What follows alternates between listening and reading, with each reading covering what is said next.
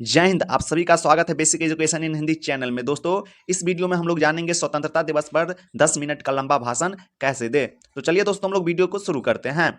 इस प्रांगण में उपस्थित सभी सम्मानीय लोग, शिक्षक, मेरे सहपाठियों और उपस्थित अन्य सभी गणमान्य लोगों को मेरा प्रणाम यानी नमस्कार। 15 अगस्त को इस स्वतंत्रता दिवस के शुभ अवसर को मनाने के लिए हम सभी यहाँ एकत्रित हुए हैं। इस शुभ अवसर की आप सभी को ढेरों शुभकामनाएं और बधाइयां। आज इस शुभ अवसर पर मुझे आप सभी के बीच संबोधन करने का मौका मिला है, उसके लिए आप सभी को बहुत बहुत धन्यवाद। दोस्तों, जैसा कि हम जानते हैं कि 15 अगस्त हर भारतीयों के लिए एक सम्मान और गर्व का दिन है। 15 अगस्त सन 1947 को हमारे सभी स्वतंत्रता सेनानियों और क्रांतिकारियों ने अपनी जान की बाजी लगाकर हमारे देश को ब्रिटिश साम्राज्य से मुक्त कराया था और वे हमें अपने बलिदान और इस देश की आज़ादी का कर्जदार कर गए। इसीलिए हम इसे ऐतिहासिक रूप से उनकी याद और सम्मान में इस दिन को मनाते हैं। इसी दिन तकरीबन 200 वर्षों से हम भारतीयों पर अत्याचार कर रहे अंग्रेजी हुकूमत से हमें आज़ादी मिली थी, जो कि अतुलनीय है।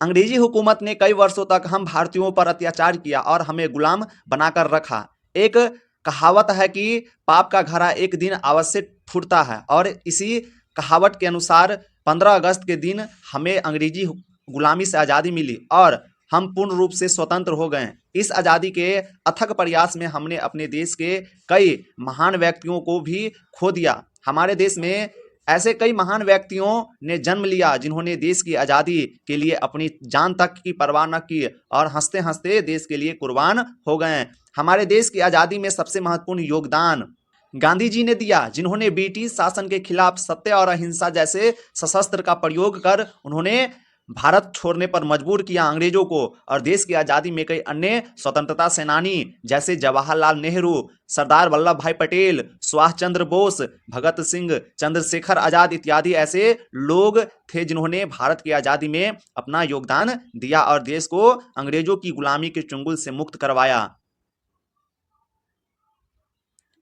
हम बहुत भाग्यशाली है कि इतिहास में हमें ऐसे महान स्वतंत्रता सेनानी और क्रांतिकारी मिले और उन्होंने न केवल देश को बल्कि आगे आने वाले पीढ़ियों को भी अंग्रेजी की गुलामी से आज़ाद करवाया। इस कारण हम आज आज़ाद हैं और दिन प्रतिदिन नई नई उपलब्धियों और नए मुकाम को हासिल कर रहे हैं।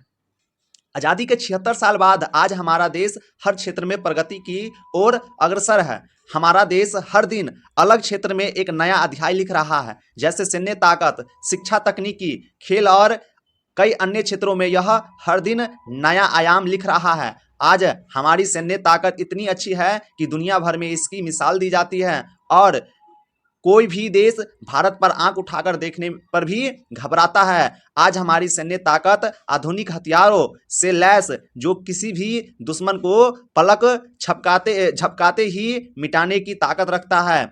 जैसा कि हम जानते हैं कि हमारा देश प्राचीन काल से ही कृषि प्रधान देश रहा है और 15 अगस्त 1947 के बाद हमारे कृषि क्षेत्र में भी काफ़ी बदलाव आया।